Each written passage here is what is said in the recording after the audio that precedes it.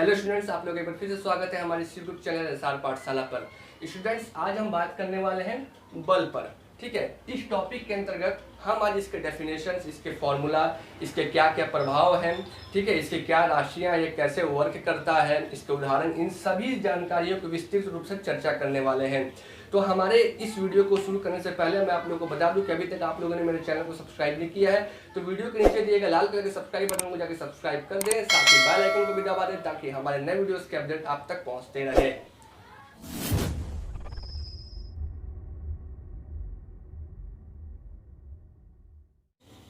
तो फ्रेंड्स, सबसे पहले हम बात करते हैं बल की परिभाषा के बारे में। तो बल एक प्रकार का धक्का या खिंचाव होता है। हमारे दैनिक जीवन में क्या होता है, किसी वस्तु को हम उठाते हैं या एक स्थान से दूसरे स्थान तक ले जाते हैं या फिर उसके वेग में परिवर्तन करते हैं, तो इन सभी कारणों में हमें बल लगाने की आवश्यकता होती है। तो बल एक प्रकार का अवस्था में परिवर्तित कर देता है, किसी भी वस्तु की अवस्था में परिवर्तित कर देता है। मान लिया जाए, जैसे एक एग्जाम्पल, ये कोई वस्तु है, ये फिलहाल अभी स्थिर अवस्था में है, इस पर हम बल लगाते हैं तो ये गति करने लगती है। ठीक है, तो ये पहले स्थिर अवस्था में थी, अब जब हम इस पर बल लगाते हैं तो ये गति करने लगती है, तो इसकी अवस्था में परिवर्तन हुआ। तो बल एक प्रकार का अवस्था में परिवर्तित करने वाला कारक है। ठीक है, तो कई बार ऐसा होता है कि हम किसी वस्तु पर बल तो लगाते हैं लेकिन उसकी अवस्था में कोई परिवर्तन नहीं होता। जैसे कि ये फिलहाल एग्जाम्पल मान लीजिए कि ये कोई वस्तु है जो दीवार के संपर्क में है, ये व्हाइट बोर्ड। ठीक है, इस पर हम बल लगाते हैं, ठीक है, लेकिन इसकी अवस्था में कोई परिवर्तन नहीं हो रही है, ये स्थिर अवस्था की स्थिर अवस्था में है। जैसे कोई पेड़ है, ठीक है, पेड़ पर हम बल लगाते हैं और उसे पीछे की ओर ढकेलना चाहते हैं, लेकिन वो पीछे की ओर नहीं होती है, उसकी अवस्था में कोई परिवर्तन नहीं होता है। ठीक है, तो बल लगाने पर उसकी अवस्था में कभी कभी परिवर्तन नहीं होती है। अर्थात बल को हम इस प्रकार से परिभाषित कर सकते हैं कि बल वह धक्का या खिंचाव है जो किसी वस्तु की गति अवस्था या विराम अवस्था या गति की दिशा में परिवर्तन कर देता है, यह परिवर्तन करने का प्रयास करती है। ठीक है, अब सबसे इंपॉर्टेंट बात कि बल लगाने पर, किसी भी वस्तु पर बल लगाने के लिए बाहरी साधन की आवश्यकता होती है। ठीक है, अब वह बाहरी साधन सजीव भी हो सकता है और निर्जीव भी हो सकता है। फॉर एग्जाम्पल, दोनों का अलग अलग समझ लेते हैं। आप साइकिल चलाते होंगे या कभी नहीं चलाए हो तो कभी चलते हुए आप देखे होंगे, तो उसमें क्या होता है साइकिल में कि पैरों के सहारे हम पैडल पर बल लगाते हैं और साइकिल आगे की ओर बढ़ती है। तो इसमें जो पैर है, जो बाहरी साधन जो लग रहा है, वो क्या है, सजीव है। ठीक है, अब दूसरा एग्जाम्पल जैसे ले लेते हैं, एक लोहे की कील है। ठीक है, लोहे की कील है, उसके पास हम क्या रखते हैं, एक चुंबक रखते हैं। ठीक है, चुंबक को जैसे ही हम रखते हैं तो लोहे की कील क्या होती है, आकर्षित होकर इसमें सट जाती है। ठीक है, ये अट्रैक्शन हो जाता है इसका चुंबक की ओर। ठीक है, तो इसमें भी एक बल लग रहा है। तो जो ये बल लग रहा है, ये इसमें जो चुंबक है वो क्या है, निर्जीव है। तो बाहरी साधन जब भी हम लगाएंगे किसी बल को आरोपित करने के लिए, तो वो सजीव भी हो सकता है और निर्जीव भी हो सकता है। अब बात कर लेते हैं हम बल के कुछ इंपॉर्टेंट चीजों के बारे में। ठीक है, सबसे पहले बात करते हैं बल की राशि के बारे में। ठीक है, बल का राशि क्या होता है, सदिश राशि की होती है। सदिश राशि की क्यों होती है, सदिश राशि क्या होता है, सदिश राशि वह राशि होता है जिसका परिमाण और दिशा दोनों होता है। तो बल में दिशा भी होता है, परिमाण के साथ साथ दिशा भी होता है। अगर हम किसी वस्तु को खींच रहे हैं, ठीक है, तो उसका परिमाण तो हम अपना लगा ही रहे हैं, लेकिन उसका साथ साथ उसका एक डायरेक्शन भी लग रहा है। ठीक है, तो वो हमारा क्या कहलाता है, दिशा। तो बल का दिशा भी होता है परिमाण के साथ साथ, इसलिए वो सदिश राशि होती है।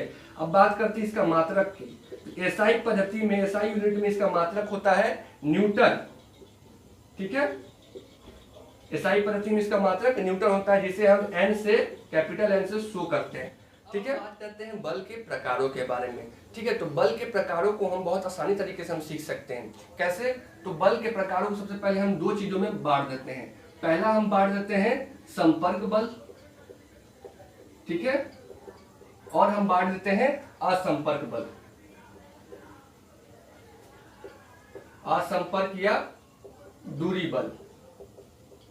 ठीक है, अब ये क्या होता है, संपर्क बल और असंपर्क बल क्या होता है, ध्यान से समझिएगा। संपर्क बल वह बल होता है जो किसी वस्तु के संपर्क में होता है। ठीक है, उसे हम संपर्क बल कहते हैं। जैसे कि किसी वस्तु को हम जब धक्का देते हैं या किसी वस्तु को हम पकड़कर फोर्स लगाते हैं एक स्थान से दूसरे स्थान तक ले जाने के लिए, हम उस वस्तु को छूना पड़ता है या टच करना पड़ता है या उसे पुश करना पड़ता है, ठीक है। तो ये एक वस्तु दूसरे वस्तु के संपर्क में होकर बल लगाता है, ठीक है, तो उसे हम कहते हैं संपर्क बल, ठीक है। जैसे कि इसका एग्जाम्पल आप मान लीजिए धक्का लगाना, ठीक है, धक्का लगाना, या फिर आप कभी स्मैकडाउन देखे होंगे या किसी को लड़ते झगड़ते देखे होंगे, तो उसमें क्या होता है, एक आदमी दूसरे आदमी को जब पंच करता है, ठीक है, तो उसमें भी कांटेक्ट में होता है वो उसके, ठीक है, तो उसमें भी क्या होता है, वो संपर्क में होता है, ठीक है। तो पंच करना भी क्या होता है, एक संपर्क बल होता है। अब असंपर्क बल क्या होता है, असंपर्क बल में जब हम किसी वस्तु को बल लगाने के लिए हमें उसको छूना नहीं पड़ता है, टच नहीं करना पड़ता है, ठीक है, वो एक दूरी अवस्था में होता है और वो बल लग जाता है, ठीक है, तो वो होता है असंपर्क बल। जैसे कि इसका बहुत अच्छा उदाहरण है गुरुत्वाकर्षण बल, ठीक है, गुरुत्वाकर्षण बल। गुरुत्वाकर्षण बल में क्या होता है, हम किसी वस्तु को ऊपर से नीचे की ओर फेंकते हैं तो नीचे की ओर अपने आप पृथ्वी क्या होता है, उस पर बल लगाता है, ठीक है, तो वो होता है गुरुत्वाकर्षण बल।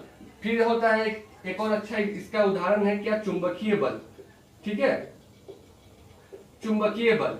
इसमें भी एक वस्तु को दूसरे वस्तु को बल लगाने के लिए उसको टच नहीं करना पड़ता है, वो अपने आप वो आकर्षित होती है, ठीक है, और वो बल का अनुभव करती है, ठीक है। इस तरह और एग्जांपल है नाभिकीय बल हो गया, ठीक है, वांडर वॉल बल हो गया, बहुत से ऐसे एग्जाम्पल है, ठीक है। तो फ्रेंड्स अब हम बात करते हैं बल के सूत्र के बारे में। तो बल का सूत्र को पढ़ने से पहले मैं आप लोग को बता दूं कि बल का सूत्र जो है वो न्यूटन के दूसरे नियम से संबंधित है। अब न्यूटन का दूसरा नियम क्या कहता है, न्यूटन का दूसरा नियम यह कहता है कि किसी वस्तु के संवेग परिवर्तन की दर उस पर आरोपित बाह्य बल के अनुक्रमानुपाती होता है, ठीक है। संवेग परिवर्तन की दर, ठीक है, दर किसके रिस्पेक्ट में होता है, समय के रिस्पेक्ट में, उस वस्तु पर आरोपित बाह्य बल के अनुक्रमानुपाती होता है। अब संवेग में परिवर्तन हो रहा है तो इसका मतलब साफ सा है कि संवेग में जब भी परिवर्तन हो रहा है तो इसका मतलब एक प्रारंभिक संवेग है और एक अंतिम संवेग है। और संवेग होता क्या है, संवेग किसी वस्तु का द्रव्यमान और उसका वेग का गुणनफल होता है। तो मान लेते हैं कि अगर प्रारंभिक संवेग P1 है और अंतिम संवेग, ठीक है, अंतिम संवेग अगर P2 है, ठीक है, तो प्रारंभिक संवेग क्या हो जाएगा, द्रव्यमान इंटू वेग, तो प्रारंभिक वेग u1 और अंतिम संवेग P2 इज इक्वल टू द्रव्यमान इंटू वेग, अंतिम वेग v1, ठीक है। तब या फिर इसको 1 भी लिख सकते हैं या फिर छोड़ भी सकते हैं क्योंकि दोनों अलग अलग राशियां हैं। तो अब इस सूत्र में हम यहाँ पे रखते हैं F समानुपाती या अनुक्रमानुपाती P2 minus P1 upon T हो जाएगा, ठीक है। तो F अनुक्रमानुपाती P2 का वैल्यू रखते हैं mv minus mu upon T, ठीक है। तो अब क्या हो जाएगा, यहां से F अनुक्रमानुपाती m को कॉमन निकाल लेते हैं तो v minus u upon T। अब F अनुक्रमानुपाती ये किसके बराबर होता है, v minus u upon T को हम क्या लिख सकते हैं, a त्वरण होता है, ठीक है। F अनुक्रमानुपाती m a। अब इस अनुक्रमानुपाती चिन्ह को हटाने के लिए हम जानते हैं कि कोई एक नियतांक रखना पड़ता है, ठीक है। तो इसमें क्या नियतांक होगा, इक्वल टू साइन लाने के लिए मान लेते हैं कि कोई एक k रखते हैं, ठीक है, नियतांक k इंटू m है। अब अगर k का मान, ठीक है, 1 रखें तो F is equal to ma, जो कि हमारा ये बल का सूत्र है, ठीक है। अब इस बल के सूत्र से हम बल का विमीय राशि भी हम निकाल सकते हैं। कैसे निकाल सकते हैं, बल बराबर क्या हो गया हमारे यहाँ पे, द्रव्यमान इंटू त्वरण, ठीक है। अब द्रव्यमान का विमीय सूत्र क्या होता है, केवल m, ठीक है, और त्वरण का विमीय सूत्र क्या होता है, Lt to the power minus 2। तो बल का विमीय सूत्र क्या हो जाएगा, बल का विमीय सूत्र हो जाएगा m का पावर 1, l का पावर 1, t का पावर -2। ठीक है। तो फ्रेंड्स अब हम बात करते हैं बल के प्रभाव के बारे में। ठीक है, तो बल क्या क्या प्रभाव डालते हैं, तो उसके कुछ टॉपिक्स मैंने यहाँ पे लिख दिए हैं। ठीक है, इसे हम लाइन बाय लाइन हम एग्जाम्पल के थ्रू समझेंगे। जैसे कि पहला टॉपिक हमारा यहाँ है, बल स्थिर वस्तु को गति अवस्था में ला देता है या परिवर्तन करने का प्रयास करता है। स्थिर वस्तु को गति अवस्था में ला देता है। ठीक है, तो जैसे कि ये कोई स्थिर वस्तु है, ठीक है, इस पर हम बल लगाए, ठीक है, इसी के धक्का मारे तो ये गति अवस्था में आ गई। ठीक है, तो इसलिए हम इसको कहते हैं बल स्थिर वस्तु को गति अवस्था में ला देता है या उसके परिवर्तन करने का प्रयास करता है। अब सेकेंड टॉपिक क्या है, बल वस्तु की गति अवस्था में परिवर्तन कर देता है या परिवर्तन करने का प्रयास करता है। गति अवस्था को परिवर्तित कर देता है, ठीक है, या परिवर्तन करने का प्रयास करता है। जैसे कि हमारा ये कोई वस्तु है, ठीक है, ये गति कर रही है, ये गति करते हुए आई, ठीक है, हम इस पर बल लगा दिए तो ये रुक गई। ठीक है, तो गति अवस्था को ये रोक दिया और स्थिर अवस्था में ये ले आया। ठीक है, इसलिए हम इसको कहते हैं कि बल वस्तु को गति अवस्था में परिवर्तन कर देता है या परिवर्तन करने का प्रयास करता है। अब थर्ड क्या है, बल वस्तु के आकार या आकृति में परिवर्तन कर देता है या परिवर्तन करने का प्रयास करता है। अब ये कोई वस्तु है, इसका एक आकार या आकृति है, ठीक है, इस पर हम बल लगाए तो इसके आकार या आकृति में चेंज हो गया। ठीक है, तो इसलिए कहा गया है कि बल वस्तु के आकार या आकृति में परिवर्तन कर देता है या परिवर्तन करने का प्रयास करता है। उसी तरह चौथा हमारा क्या है, बल गति की दिशा में परिवर्तन कर देता है या परिवर्तन करने का प्रयास करता है। अब ये बल है, ठीक है, ये कोई वस्तु है, ठीक है, वस्तु आ रही है, इसके ऊपर मैं इस डायरेक्शन से मैं बल लगाया तो इसकी दिशा में बदल गई। ठीक है, ये इस वस्तु इधर की ओर आ रही थी, अब जैसे ही बल मैंने यहाँ पे ऐसे लगा दिया, इधर की ओर बल लगाया तो वस्तु की दिशा इधर की ओर हो गई, तो वस्तु की दिशा में परिवर्तन हो गया। ठीक है, इसलिए ये कहा गया है कि बल गति की दिशा में परिवर्तन कर देता है या परिवर्तन करने का प्रयास करता है।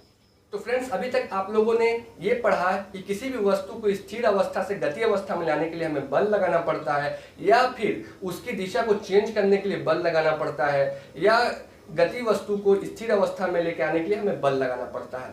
लेकिन अगर हम जब कोई किसी बॉल को अगर हम मेज पर फेंकते हैं, ठीक है, या जमीन पर फेंकते हैं तो उसमें फेंकते समय हम बल तो लगा रहे हैं लेकिन वो कुछ दूरी पर जाके रुक जाती है, स्थिर अवस्था में आ जाती है। जबकि हम उसको स्थिर अवस्था में लाने के लिए कोई बल नहीं लगाते हैं, वो अपने आप कुछ दूरी तक चलती है और रुक जाती है। ऐसा क्यों होता है, तो इसके पीछे घर्षण बल का कारण है। ठीक है, हमेशा जो भी वस्तु गति करती है तो उसे रोकने के लिए घर्षण बल लगता है और उसका दिशा क्या होता है, उसके विपरीत दिशा में होता है। जैसे कि मान लिया जाए कि कोई गेंद है, वो इस दिशा में गति कर रही है, ठीक है, और वो यहाँ पर जाके रुक जाती है, रुक गई यहाँ पे। ठीक है, तो घर्षण बल इसे रोकने के लिए किधर अपनी दिशा लगाएगा, अपना बल, घर्षण बल अपना बल इस दिशा में लगाएगा, ठीक है, इसके विपरीत दिशा में लगाएगा। ठीक है, अगर किसी वस्तु को एक समान वेग से अगर चलते रहना चाहिए तो उसके लिए हमें हमेशा बल लगाना पड़ेगा। जैसे हम चाहते हैं कि बॉल हमेशा चलती रहे घर्षण पर, ठीक है, घर्षण वाले जमीन पर, ठीक है, चलते रहे तो इसे हमें चलाने के लिए हमेशा बल लगाना पड़ेगा। ठीक है, नहीं तो वो कुछ दूरी पर जाके रुक जाएगी।